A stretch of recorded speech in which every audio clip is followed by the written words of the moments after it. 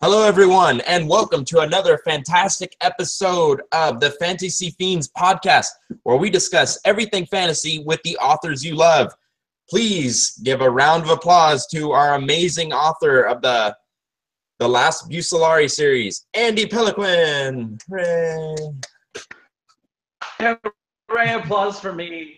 And of course, the author of The Grind. That's the name of your new book or your upcoming book, right? That's the one I just finished yesterday. Wow. Writing the first draft or finished? Oh, the first draft. The first draft. The 4 territories is now in beta reading draft, so. Ooh. Yeah. That's always the scary part, where you get these notes back up. I did. The book that I'm working on now, the last Bucellari book 4. I was confident because the other beta readers, they sent me back maybe 10, 20 things that needed to be changed. And then I get the last beta reader, 600. 600? 600. I know. And so thanks to these comments, all of them are excellent. And I basically have to rewrite 50% of the story. Like, this is the biggest overhaul that I've done. You could always pretend like you never got that email. Unfortunately, now that my eyes have been opened to sort of the suckage of the story, the way that I had written it originally, now I have to fix it. The professor isn't gonna allow me to continue, but it's gonna be cool because, like, in the beginning, the story is the hunter. He goes and he finds sort of the big bad demon behind everything that's going on, and there's another demon, and there's sort of this rivalry. One is a sociopath and one is a psychopath. And so it's them playing off each other and then him. So it's this sort of 3-way struggle. But now that I'm going to have to redraft it, I'm adding these elements of the people, like the demon servants are starting a rebellion, but they can't because they've sworn oaths of loyalty. And it's just like, it's getting much bigger than it originally was. And hopefully it'll be better. Nice. It's always scary. What's the word count on that? So far, it's at 120, I think. Okay. Probably by the time I'm done, 20 to 130. Okay, because I know after your first few drafts, it kind of goes down a few thousand words usually, right? Or is it the opposite for you? I try to write pretty clean without all the excess stuff. I usually end up with pretty much the same amount. Yeah. Give or take a couple thousand words, sometimes more, because there's a scene that needs to be expounded on, or second Queen of Thieves book, character from being 2-dimensional, I had to make a whole new chapter with a scene between the two characters just to give a little bit more detail on them. So a little bit more, actually. Okay, and you're breaking up just a little bit. Am I breaking up today? What's up? What's that? Was I frozen? Yeah. My internet is a little wonky today. Oh, okay. Okay, good. I got you. I mean, not good, but so right now we are waiting on Kevin Kessler, our author for today, but he is running a few minutes late, and he will be joining us from his car. He is the author of the Dragon series, the Rosinante series? Rosinante. I pronounce it Rosinante because that's the name of the horse in the Don Quixote story. So that's how I know it. He's going to correct us, and we're going to have fun being wrong. Yes, the Rosinante series. So while we're waiting on him, now we can discuss the word of the week, which Andy and I both decided will be alchemical. Yes, because such a great word. So we were discussing that you can use alchemy for basically almost anything, because as Andy was telling me, it's not a real science. Yeah, it's a medieval pseudoscience. I mean, there are still practitioners of alchemy in modern times, but the way alchemy has been perceived is, those people in the towers, the darkened towers, trying to find ways to turn lead or cheap metal into gold. And of course that happened. And so alchemy by the wayside as an established science. But given that we're writing in medieval times, medieval era fantasy, we're still in the times when alchemy was really popular, when it was believed, to be the science of the magical. So for me, I like to use it to create sort of fantastical or quasi-magical things, instead of using, a magician to conjure a globe of light. I create an alchemical globe, which is basically a glass globe with alchemical liquid inside. And I don't ever have to explain what the liquid is, because the word alchemy means science. Yeah. I use I use alchemy in my novel, Four Territories, in order to create. So it's much like Snape's potion class. So that's their alchemy. They use different objects to mix together in a pot in order to create something. So one thing that they do is they create a green fire, and it's called the green fire. And no, I'm sorry, it's the cold fire, but it's green. And there's no heat to it, so it can't save your life if you're freezing to death, but it can cook stuff. And I don't have to explain how a cold fire can cook stuff because it's alchemy. So exactly. Yeah. Exactly. No one's expecting you to give a scientific definition. Although it is kind of fun to play a little bit with the science. Like in the series The Queen of Thieves, the second book is all about a bank heist. So everything, all the technology, all the stuff she uses in there is based on real, modern science. She uses an acid to melt through steel. And I actually did research to find the strongest acids in existence today and on that. So it's kind of fun to use science to explain alchemy. I read a book on a bank heist by Michael Connolly, The Black Echo. Have you read that one? What was that? You broke up. I said I hadn't read it. Oh, okay. Well, there's a vault that they're trying to, or somebody's trying to get into, and it's so intricate that the amount of research this guy had to go through to learn all about the security systems and and the actual layers of a vault. It was interesting. So, and there's like some diagrams in there too. So I could see how that'd be fun to go and do some research on something like that. Yeah, I actually called up Hamilton Safe and design engineer on the specs for the medieval vault locking mechanism that I had created in my head, like to see if it would work, and then ask them, okay, so is this, and they information on it. Obviously not their current safe or vault locks, but Yeah, I got you. And just as I was telling you that you were the first author I read that had the word alchemical, well, Kings of the Wild has it in it too. So I kind of did like a mini applause whenever I saw that. So yeah. And I highly suggest the book to you, Andy. There's it still is making me laugh. So it's really good. So The Black Echo by no, Kings of the Wild. Oh, Kings of the Wild. Okay. Yeah, it's right, a lot. right. Yeah, you showed me that one last time. Yeah, it's really good. I judged a book by cover. That's why I bought it. So, and my next novel is The Vagrant. So,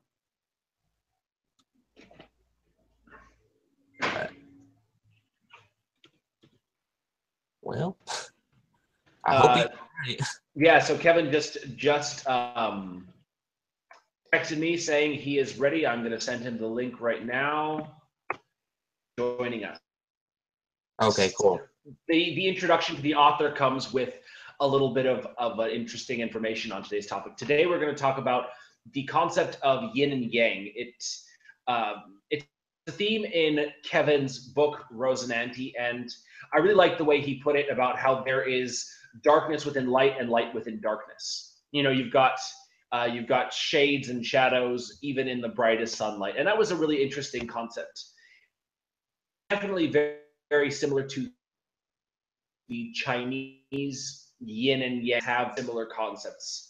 And one of the things that I find fascinating about the yin and yang is that they're opposites and yet complementary. Sort of like you've got the sort of the force that, and then gravity that pulls it back down. They've got to work together to bring balance.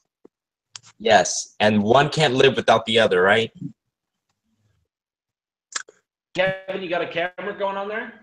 Yeah, you can't see me? Yeah, I can see you. Hold on. Go. There I am, yeah. What's going on, guys?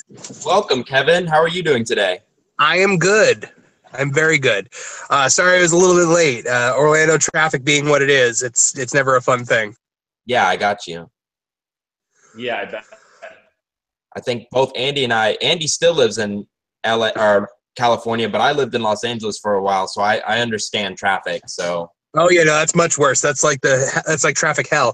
So it's bad. So Kevin, why don't you give us a little bit of information about you for the people tuning in? Sure. So my name is Kevin J. Kessler. I am a author of fantasy action adventure with a touch of romance in there. I am 32. I live in Orlando, Florida. I'm formerly from New Jersey. I'm a fantasy fanatic. I am a sci-fi geek. I'm a superhero nerd. I'm just basically your general all-around geek with a severe theme park addiction. Living in the theme park capital of the world, that's kind of, goes hand in hand. But it's been my dream to write and to create a world and to create a fantasy world since I was, knee high to a grasshopper. Like once I learned what books were, I knew that I had to make one. Like I had to create one. Like it was, and so the idea for this series kind of like cerebraled itself into my cortex, as the Muppets would say. I'm also a Muppet fan, but at a very early age, I think it was like 15 when I came up with the idea for it. So yeah, it's funny. Today is a year to the day that I self-published the original version of Rocinante. It's like an anniversary for me today. Very nice. Congratulations. Thank you. Yeah, last year has been kind of a crazy whirlwind. Happy book birthday. Yeah, I was calling it authorversary, but book birthday is actually a lot better. I like that. I like both of those, to be honest. Book birthday, author. What'd you say? Author anniversary? Authorversary. So Kevin, Authorversary. Okay. No. So, what is a theme park addiction? Theme park addiction is when you spend entirely too much time in theme parks. Just you? Just by yourself? I've gone by myself, and like now, finally, after being in Orlando for almost 2 years, I'm actually starting to make friends, and so now I have people that I go with as well. And also, I'm fortunate enough to have had a lot of success in the podcast world. I have I own the White Dragon Podcast Network, and our flagship show is called Two Men and the Mouse. It's a Walt Disney World podcast. I started it back in New Jersey with my buddy Pete. We'd meet in his comic book store, and we'd do a podcast about Walt Disney World news and information, and like we'd go in depth on different topics. We're 144 episodes in right now, and I mean that show has grown beyond my wildest expectations. It's like 40,000 downloads a month. Like we're cooking with gas on that show, and because of it, I've made so many wonderful friends from all over the world. And the beautiful thing about now living right next to Walt Disney World is they're all Disney fans, so it is the one place where they will all eventually converge. So I've actually had the opportunity to meet up with a lot of my listeners, go to the parks with them, show them kind of things from my perspective, hear what they think, and see things from their perspective. It's one of the greatest joys of my life is being able to do that with my listeners. Very nice. That's awesome. Yeah. Now you suggested, I really liked that actually, the theme of the good and the bad and the bad and the good from your book. There was that sort of the darkness of the main character, and then there was the goodness of the antagonist. So what's your perspective on that? I'm sorry, could you repeat the question? You were breaking up a little bit. The whole concept of the yin and yang, the good and the bad, yes. The bad and the good. Mm-hmm. What give us your perspective on that from your story? Well, from my story and also kind of just in my life in general, I've kind of taken to this belief that of the yin and the yang, there is evil in every good and there is good in every evil. And I don't believe in darkness and light as being, well, the light is good and the dark is evil. I think that's kind of it's kind of a cliche trope almost. I think that you can use the light for evil and you can use the dark for good. It's just a matter of control, and it's a matter of who you are, and it's a matter of what your personal ethics are. That's why, like in Star Wars terminology, I believe in the concept of the gray Jedi. That the gray Jedi. Yep, there is passion, yet there is peace. I love that. Yeah, I've always wanted to see somebody write a Grey Jedi book. I actually think that in the next Star Wars, Luke is a Grey Jedi. Like I believe that he exists between the light and the dark. That would be awesome. I thought I was the only one that knew about the Grey Jedi. Oh no, brother! I can go Star Wars all night. I'm there with you if you see my Boba Fett. So I see it, and I mark out for it.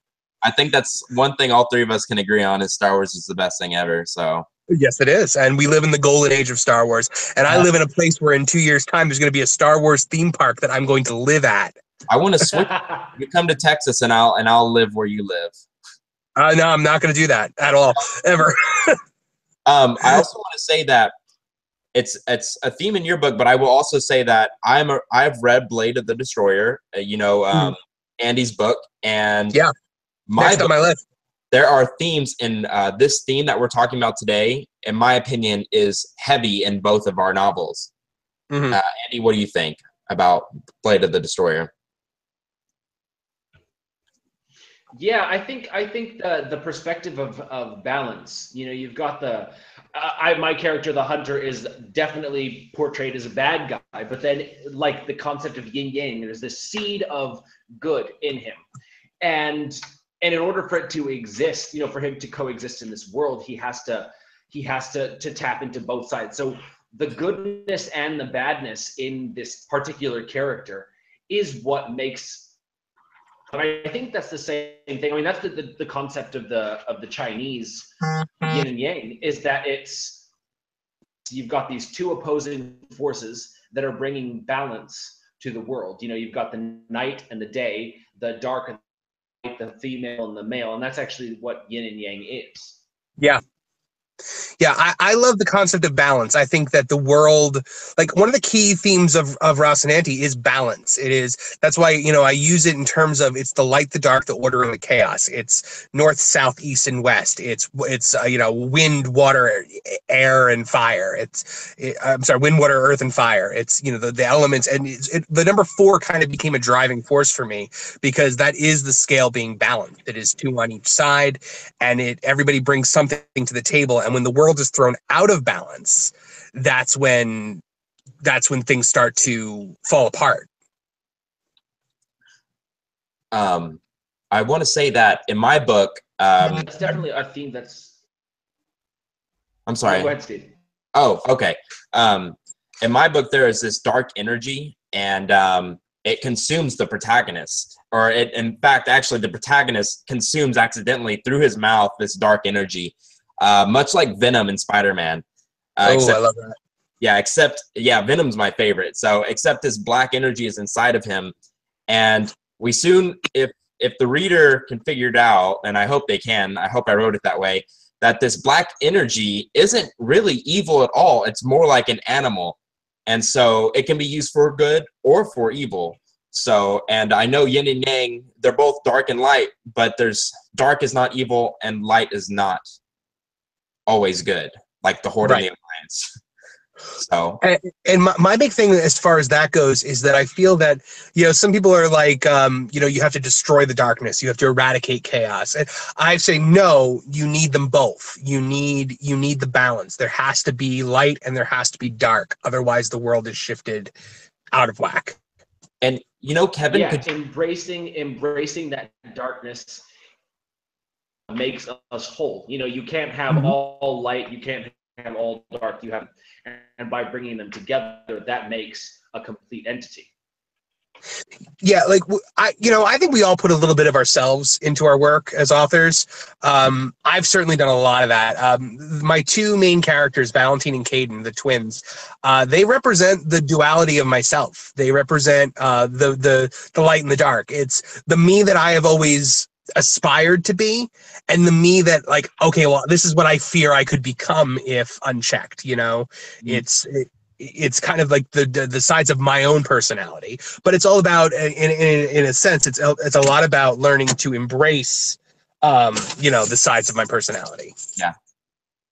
Well, actually, it's interesting that you bring that up, because I got a tattoo that's based on that concept from Wolverine. Sabretooth in the comics, which is sort of the antithesis of Wolverine, says, "I am what you will become."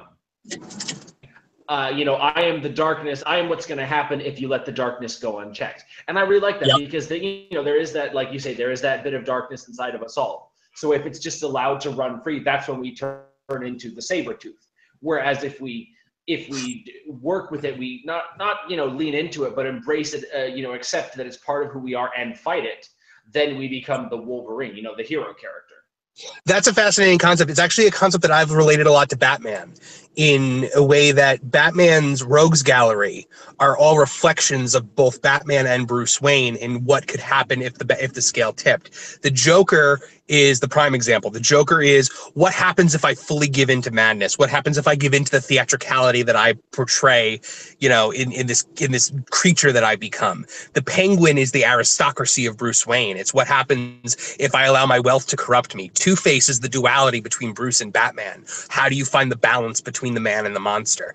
And Victor Freeze is about what happens if I let my personal tragedy turn me cold. Every one of Batman's villains is a reflection of the inner struggle that Bruce Wayne goes under. And I think that's one of the things that I think makes him the most fascinating. And when you have a hero and a villain like a Batman and the Joker, or like what you said, a Wolverine and a Sabretooth, I like rivals that define one another. And I think that was kind of like what I tried to create with Val and Caden. And it's a trope that I think can never be done too much. So would you say Scarecrow is Batman cave into chaos or to fear? Yes, Scarecrow is if I give into if I give into the fear that I instill in people. Okay. What were we saying, Andy? Andy? Something that I definitely I picked up from the book when I was reading it. I read about 400 pages in one day, so it was that good. I remember. I was impressed, and that was something that I picked up, was that they're twins essentially, so they're very similar, and they're this reflection of each other, and the perfect example of how one little thing can take two identical people and make their paths diverge so drastically. And the thing that I try to, portray also is that, Val's not perfect. Val isn't this like perfect, virtuous, ball of light. You notice when you read, there's a darkness. There is a lust for battle. There is a desire to lose oneself in the thrill of your own power and just fully give into it. And I think that is kind of like, no matter how good we are, there's always that twinge of, because to go back to Star Wars, he has fear. He has fear of death, and fear of death leads to an overwhelming desire to protect the ones he loves at any cost. And I think that's kind of also what leads to more fear, is that he fears that, to protect my father, to protect Serafina, I may have to go to that place. And that's something that we're going to be exploring a lot more as the series progresses. Wrath of the Faithful, which just came out a week ago, that book really starts to explore that a lot more. Like, how far am I willing to go? Kevin, we have yet to ask you, could you explain, tell us a little bit about your series, Rosinante? Is it Rosinante? Rosinante. Rosinante. Okay, could you explain that to our listeners? Yeah, sure. So Rosinante takes place in a medieval steampunk world called Terra. It is a world of magic. It's a world dominated by humanity. Humanity has kind of built its empire almost. There are many various human cities, but humanity has built its dominance on the world on the bones of the Rosinante dragons, who were this race of malevolent beasts that had unimaginable power, that descended on humanity, that wiped out the royal family of humanity, until a sorceress approached them and taught them how to use magic. And she kind of ushered humanity against them. There was a massive war. The Rosinante were wiped out, and the human race has lived on for 1,000 years at this point. Our story kind of follows the tale of two brothers and two sisters, Valentine and Caden, and Alexandra and Serafina. Alexandra and Serafina are the princesses of this city of Kakrita, where they all live. And Caden Caden and Valentine are their animus warriors, their soulbound protectors. There's lots of mystery kind of surrounding Caden and Val because they were found mysteriously, a la, like a Superman figure or a Moses figure, in the beginning of the book. And it's kind of like, well, where do we come from? Why are we more skilled than everybody else? There's definitely something different about the two of them. And they find that the answer to the questions they have about their own past is wrapped up in the fate of the Rocinante. It's wrapped up in the events that led to their extinction. So it's all about, who am I? What is my place in the world? And now that I know my place in the world, how am I going to influence it? Wow, I need to pick up this book. Thank you. And so should our listeners. Yeah. I mean, like I said, I read 400 pages in one day, so it's definitely worth a read. I got to hit this. Yeah, the ebooks are actually all on sale for $1 each right now. The first novel, the novella, and the second book that just came out. I might gift it to somebody I know as well. Yeah, they're $1. So you can get the whole series right now for $3. Nice. I love self-publishing. Yeah. So, well, actually, I'm published with Lavish Publishing. I have an actual. I'm signed with them for all 6 of the novels that will be in the Rocinante series. But and they let you choose the pricing. I work very closely with them, and we kind of like hash out the marketing plan together. Cool. I work with. I work with Samantha Jacoby, who is a fantastic author, and she kind of heads up a lot of the work over there, and we put our heads together a lot, and she's very, very experienced, so I really value her opinion, and I value, what she thinks is best for the series. And we typically agree a lot on what we want to do. Like, I like to keep them at least the first couple books, I like to keep them very affordable, because I want to give new readers a chance to experience this world. I want to get them I want them to become invested in it the way I am. And I think the best way to do that is to make it affordable, not worry about making all this money right now. Like, here it is. It's $1. It's $1. Try it out. I'm also on Kindle Unlimited. With everything. So I love Kindle. Andy, are you on Kindle Unlimited? I am, yes. I think it's a wonderful tool for authors. I think it's a great way for new authors to get their stuff out there. I'm sorry. Oh, go ahead. I was going to say, Andy, do you think we should go into the reading? Yeah, I was going to say we've been talking about this book, so let's get a little taste of the goodies. Yeah. We just need character. Now, Kevin, seeing as you're the guest of honor, you get to choose character that you're going to read. So which character would you like to read? You know what? I'll do the narration, and I'll read, I guess I'll read Caden. Okay, and who should I read?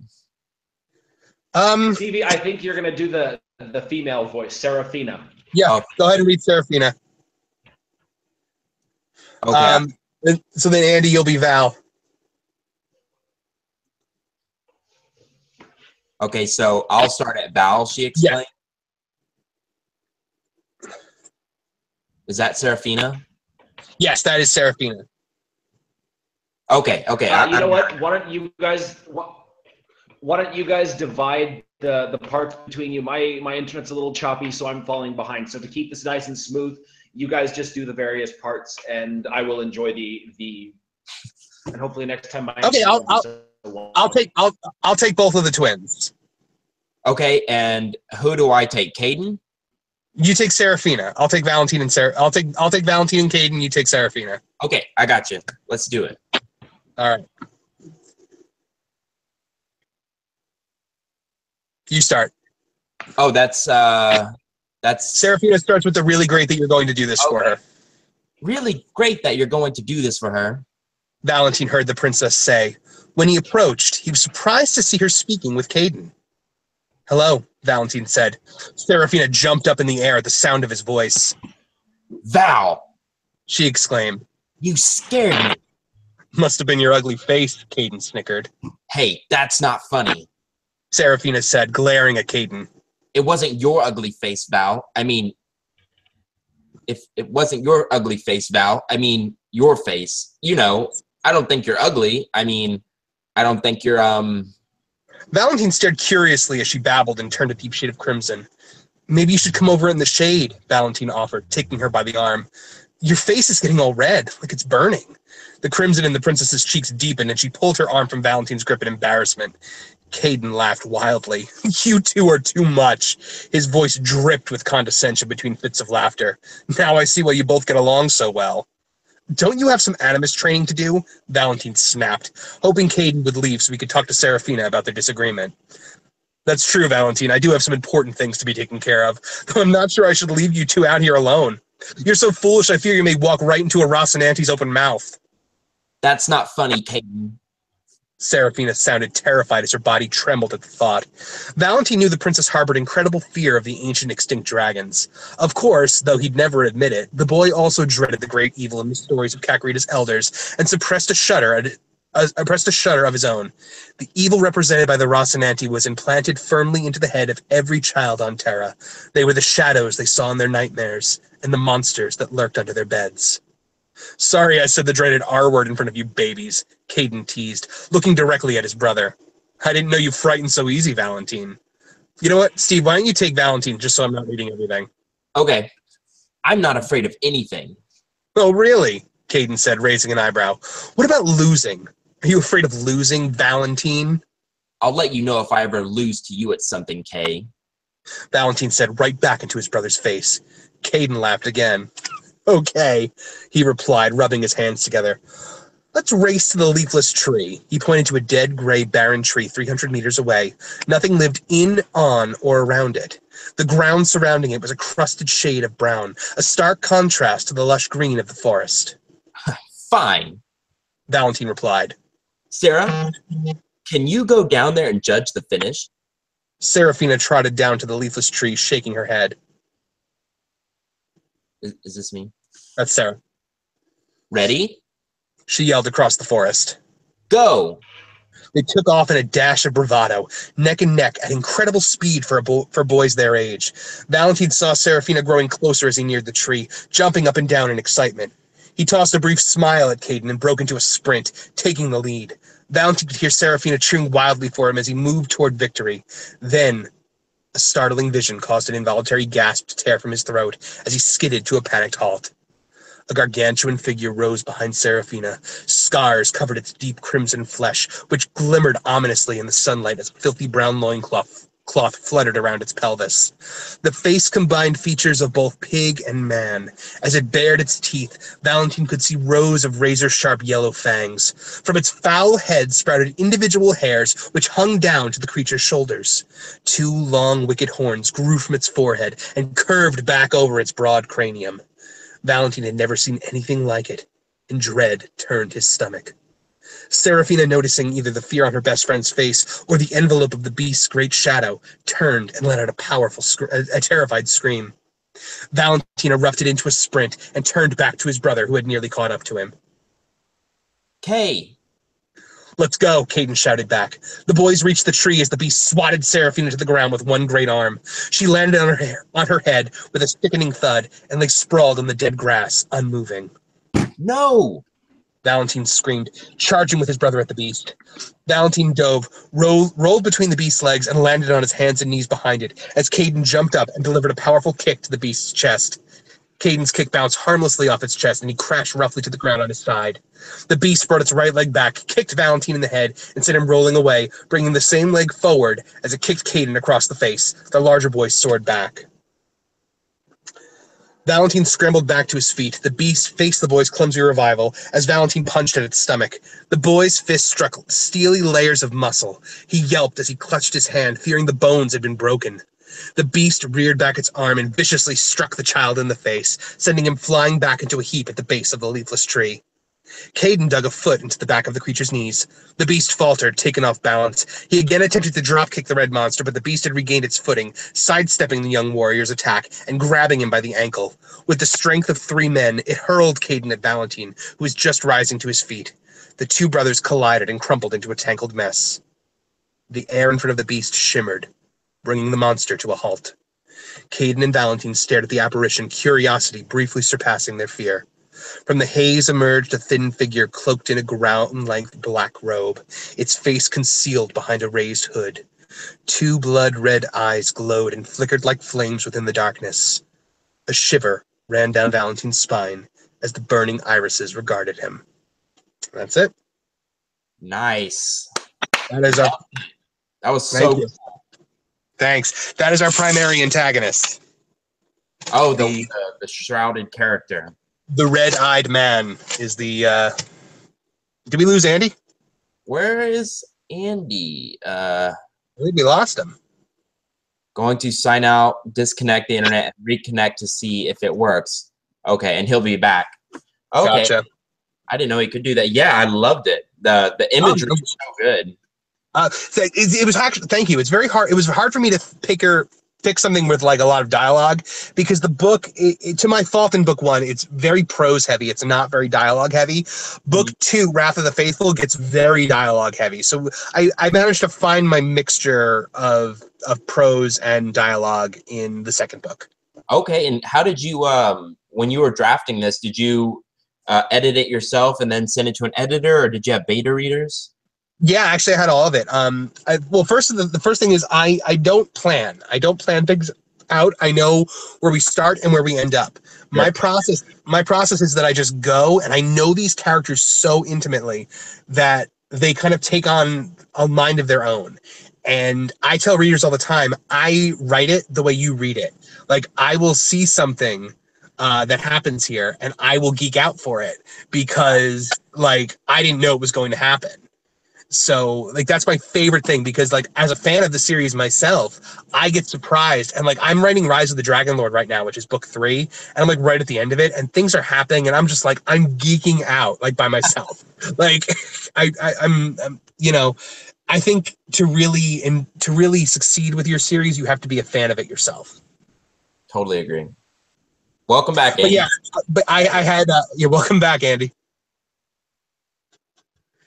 To answer your question, Steve, though, before I got into a tangent about the process, I had an editor for the self-published version, and then when I got signed with Lavish, I got a new editor, Robin Alexander, who is also a really great author. She writes a lot of romance, but she did an excellent job re-editing it. She taught me a lot about not being so passive and a lot about using a more dynamic voice, and I had an invaluable team of beta readers who gave me a lot of wonderful feedback. Very nice, very nice. Andy, how's it going? Good. I am figuring this all out.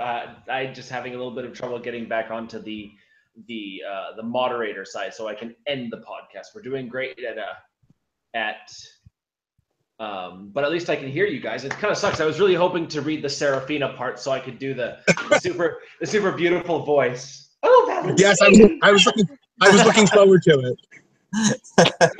Wait, are you talking about my voice? No, I was looking forward to reading that. Oh, okay. You were gonna do that. Okay. Yeah, nice. exactly. And you're not moderator anymore? Yeah. You know, by the way, are we like live broadcasting, or are you guys editing? No, this is we are live broadcasting. Absolutely. I had no idea. Okay. Which is why, like I say, I'm having a little bit of technical difficulties trying to get back in as the moderator. Yeah, I mean that is the curse of the podcasters. We always have those technical difficulties. All right, Evan. Yeah, I'm here. Have you seen the new Alien movie or King Arthur? You want to know what's funny? I have actually never seen any of the Alien movies. Whoa, my heart. I know. Everyone tells me. What? Really, you've never either? I'm a fantasy podcaster. I don't need to do sci-fi. Exactly. Wow. Okay, well, I guess. Wow. Oh, y'all are. Actually, you know what? I saw Alien versus Predator. If that counts. Okay, well, you're right. Alien doesn't go with fantasy. I'm excited to see it because I'm a big Alien fan. I mean, I'm a huge sci-fi fan. It's just when I was a kid, I kind of had this I had this affliction that kind of kept me from seeing things like that. It was called being a wuss. Me too. No problem. Yeah, so like horror movies were like never my thing, but you know, like they have in Disney World actually in the Great Movie Ride they have an alien scene. Yeah, where, like on that. like see a Sigourney Weaver is like sitting there all scared, and like the xenomorph comes down from like above you and terrifies all the children on the ride. It's fantastic. I was on the very front, and it spits at you too. Yeah. Yeah. Oh man, I about crapped my pants. Did you see the new one? The new movie? Yeah. No, not yet. I'm waiting to go see it with my friends, but my friends who saw it were not huge fans of it. I've heard it's not very. It was a splat on Rotten Tomatoes, so yeah. And you know, so I saw the King Arthur movie, and I will tell you that I enjoyed it because I've seen Lock, Stock, and Two Smoking Barrels. I've seen just about every Guy Ritchie movie out there, Snatch, all of those other ones, and it felt like every other Guy Ritchie movie. The way they talk was exactly the same. The characters, like they named their character and Mike. Like there was no fantasy medieval stuff about it other than, you know, the King Arthurness of it. But like everything was Guy Ritchie, Lock, Stock, and Two Smoking Barrels, almost exactly, but in a fantasy movie. So I loved it. I'm excited. And I hope you guys enjoy it because it made no money, so you're never getting a sequel to it. Big flop. That's such a shame because it was so much fun to watch. Like just every new scene was just something ridiculous that you'd never expect from an Arthur movie. I'm gonna, you know what, things from that review, I will see it. I have this thing called Movie Pass. I pay $30 a month for this like card, and I can go see as many movies as I want. Where? What? Go to moviepass.com. I think now it's like for new people now it's like $40 a month. But if you're going to go to the movies more than like 4 times, it pays for itself. Basically you go to the theater, you check in on the app, and it activates this Lister card that it gives you, and it pays for one adult entry into a 2D movie. And if you're going to go to like 3D or IMAX, you just pay the difference. That's pretty cool. Awesome. Yeah, I will definitely. Fantastic. For a movie buff like me, with one of the best movie theaters in the world, like minutes from my house, which is the Disney Springs movie theater, it could not be better. Like I will be going to see Pirates hopefully this weekend, which I'm cautiously optimistic about. But the big one that I want to see right now is Wonder Woman. I do too. It's gonna be that comes out next weekend, which I'm gonna be at Space Coast Book Lovers all weekend next weekend in Cocoa Beach, Florida. But I'm hoping to go the Thursday before it for Wonder Woman because I'm a DC runs in my blood. So Stevie, nice. Did you see that the Alamo Drafthouse is doing a female-only screening of Wonder Woman, and people are giving them so much shit for it? And they don't care. I bet they are. I bet if it was an all men thing, you know. Which is funny because screenings of superhero movies used to be all male, but not officially. Oh, I did not know that. But now we live in the golden age of geek culture, and the rise of the geek girl has been so prevalent in our society. And I have so many friends that are geek girls, and I'm just so happy to see, because like back when I was growing up, like you were a loser if you liked comic books, you were a loser if you liked Star Wars, and I was that loser. Like I'd be the coolest kid in school right now. Like if I was a kid now. My girlfriend's a geek girl, so she's a Zelda geek, so, and I'm turning her into a Star Wars one, so. But yeah, they can't define my gender. I'm gonna go to that damn Alamo Drafthouse thing. You know, I'm gonna be like, you don't know me. Just tell me. Yeah, tell me you're trans. Yeah. Well, don't actually do that. But no.